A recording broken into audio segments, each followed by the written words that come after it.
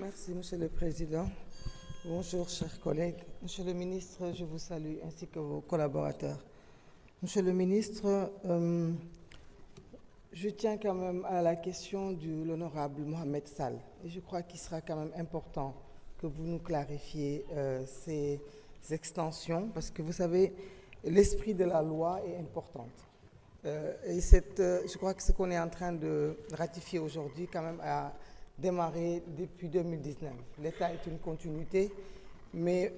c'est juste pour rassurer nos esprits. Parce qu'à l'époque, je crois, c'était Alpha Condé et le président Macky Sall. Il est quand même important qu'il n'y ait pas de zone d'ombre, comme il vient de le dire, que l'on puisse savoir tous les champs d'options.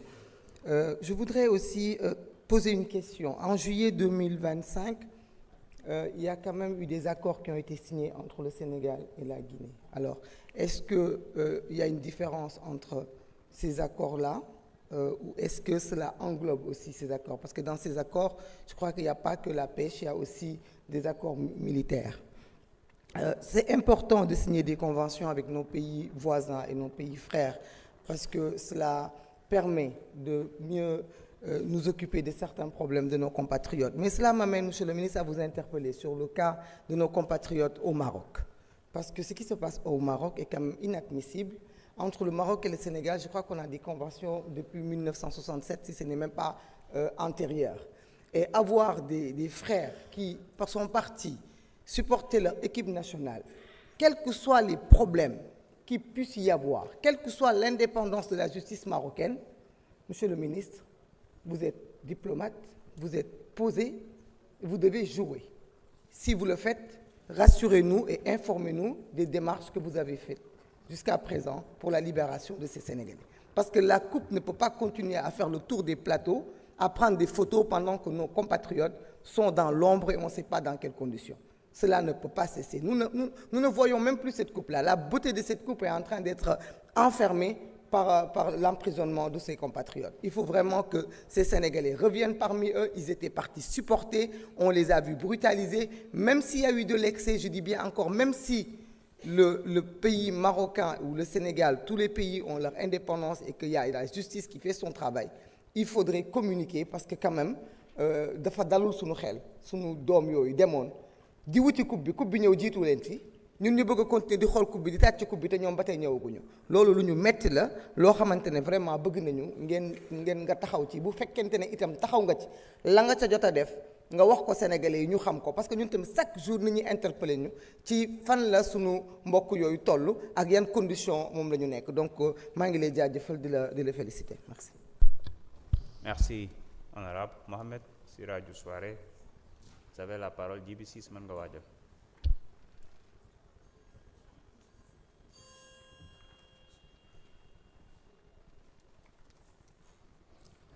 Bismillah.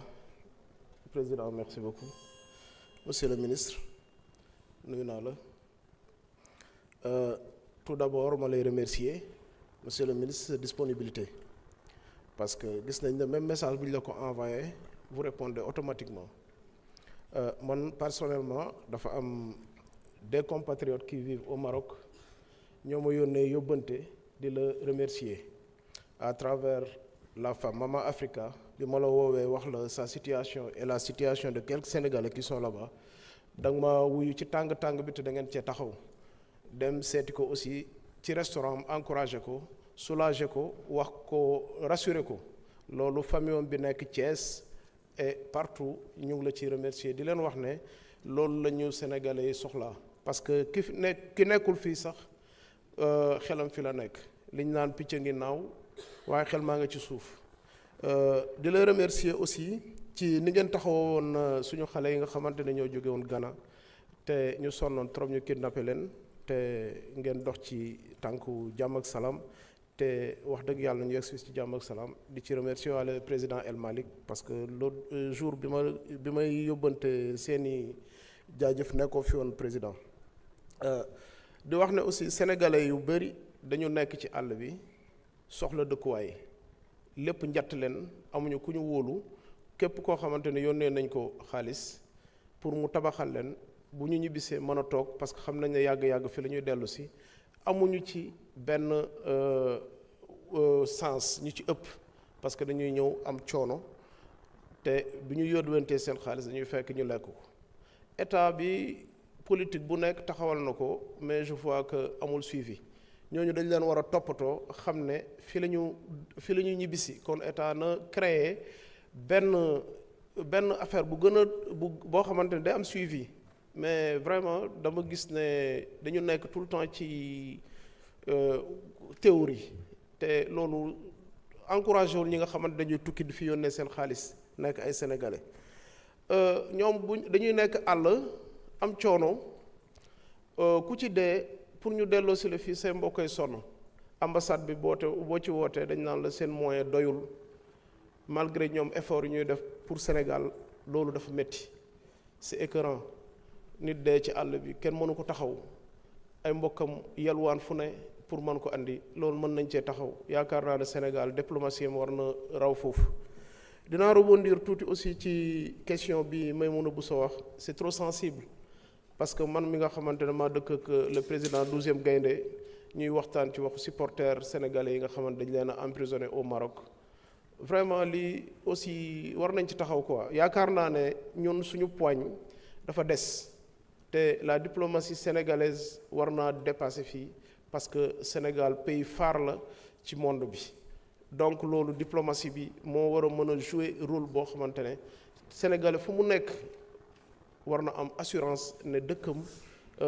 mu ngi koy taxaw malgré vous faites des efforts mais duñ leen bàyyi mukk dañ leen di wax rek waaw góor te di leen ñaaxaat pour ngeen dolli li ngeen doon def pour sénégalais nekk à l'aise voilà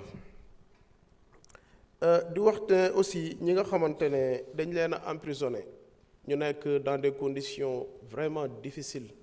ci pays maghrébins yi ak ci quelques pays africains yi war nañ leen a saytu woo consul yi et puis ñi nga xamante ne seeni passeport dafa expiré nekk ci dëkk yi jooy nañ ba sonn mënuñu am passeport mënuñu ko renouveler lépp jafe na leen carte d'identité sax pour ñu am ko dañuy sonn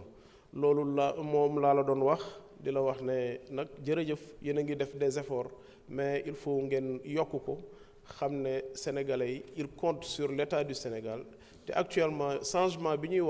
waxuma la sax